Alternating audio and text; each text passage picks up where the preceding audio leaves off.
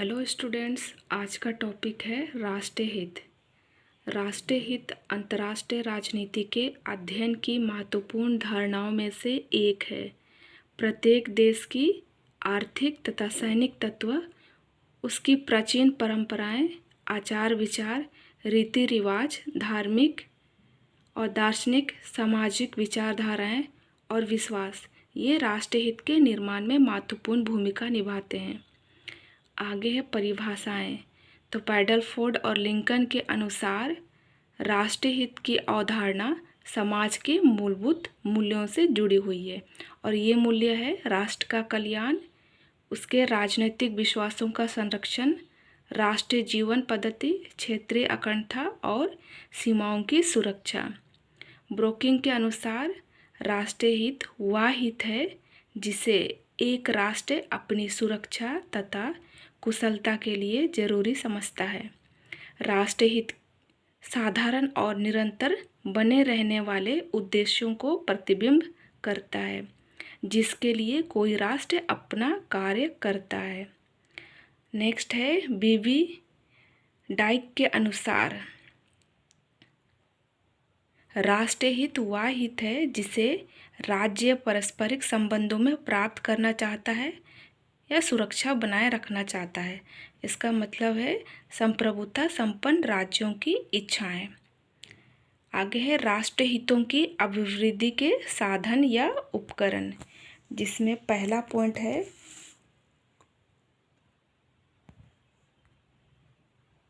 कूटनीति। तो राष्ट्रीय हित को प्राप्त करने के लिए कूटनीति या छल विद्या भी कह सकते हैं इसको, यह महत्वपूर्ण साधन है। तो कूटनीति के द्वारा हम लोग एक देश की विदेश नीति को दूसरे देश तक पहुंचाते हैं, और विदेश नीति द्वारा ही परिभाषित राष्ट्रीय हितों के उद्देश्यों को कूटनीति द्वारा ही प्राप्त करने की कोशिश की जाती है।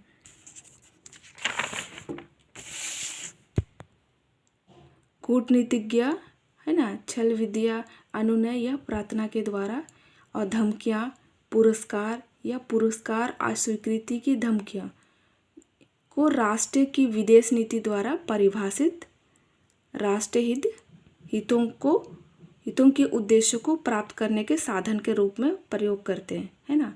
तो यहाँ पे कूटनीतिज्ञ है ना, छल विद्या जो है छल कपट, अनुनय मतलब प्रार्थना के द्वारा, रिक्वेस्ट के द्वारा, धमकियाँ डराना धमकाना या उसको पुरस्कृत करना, या पुरस्कार को उसको अस्वीकार की धमकियाँ है ना, धमकियों को राष्ट्र की विदेश नीति द्वारा परिभाषित राष्ट्रीय हितों के उद्देश्यों को प्राप्त करने के साधन के रूप में प्रयोग करते हैं।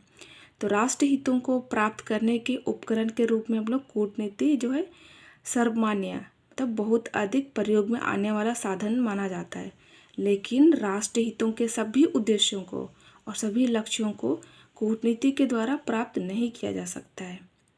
दूसरा है यथास्थिति की नीति अपनाना, मतलब जैसे जिस हिसाब से चल रहा है, मतलब सिचुएशन है, परिस्थिति, उसी हिसाब से नीति को अपनाना। तो यथास्थिति की नीति अपनाने से अभिप्राय है कि युद्ध के बाद है ना, युद्ध के बाद क्या होता है कि पूरा देश जो है छिन्न भिन्न हुए रहता है ना, पूरा अस्थिरता रहती है। तो उसमें युद्ध के बाद स्थापित होने वाले शांति की स्थिति को बनाए रखने के पक्ष में होता है ना। कैसे शांति को बनाना उसके पक्ष में होता है। इसमें युद्ध के बाद की जाने वाली संधियाँ है ना, युद्ध के बाद संधियाँ समझौते को मानना होता है, जिससे शांति बनाए रहे और शक्ति संतुलन की स्थिति को प्राप्त किया जा सके, लेकिन सभी देश इसका पालन करें यह जरूरी नहीं है। नेक्स्ट है आर्थिक सहायता तथा ऋण। तो आर्थिक उपकरण जो है राष्ट्रीय हितों के अभिवृद्धि में बहुत बड़ा स्थान रखता है ना, आर्थिक उपकरण। ठीक है, तो आर्थिक नीतियों के द्वारा अपनी शक्ति का उत्थान किया जाता है और शत्रु को हतोत्साहित किया जाता है, मतलब उसको हताश किया जा सकता है, या दूसरे शब्दों में कह सकते हैं कि अन्य राष्ट्रों के हितों को अस्वीकार कर दिया जाता है। नेक्स्ट है प्रचार। तो प्रचार शब्द का अर्थ है कि वे काम, मतलब वे क्रिया या कार्य बोल सकते हैं, जिसमें किसी दूसरे व्यक्ति को है ना, कोई दूसरे व्यक्ति को अपने पक्ष में या अपने पक्ष समझाने, है ना, उसको अपने पक्ष में लाने के लिए उसको समझाने तथा उसके अनुकूल आचरण करने के लिए किए जाते हैं, है ना। और प्रचार के अंतर्गत, है ना, सीधे रूप से या प्रत्यक्ष रूप से दूसरे देश के लोगों को संबोधित किया जाता है ना।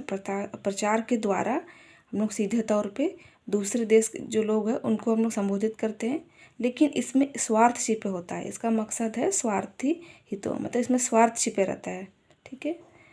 अर्थात जो प्रचारकर्ता के राष्ट्र हितों द्वारा संचालित होते हैं उनको प्राप्त करना होता है। तो एक राष्ट्र टेलीविज़न, समाचार पत्रों, विशिष्ट प्रशासकों द्वारा अपने लक्ष्यों को न्यायसंगत एवं अनिवार्य बताते हुए, है ना, उनको प्रयास करते हैं। नेक्स्ट है गठबंधन या संधियाँ, ठीक है।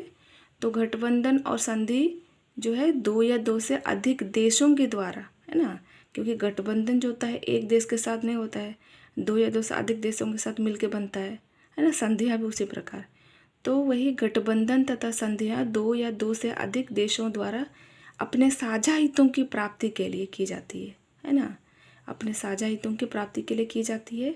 और समझौता या संधियाँ को स्वीकार करने वाले राष्ट्रों का यह कानूनी कर्तव्य है कि वे साझे हितों के लिए कार्य करें।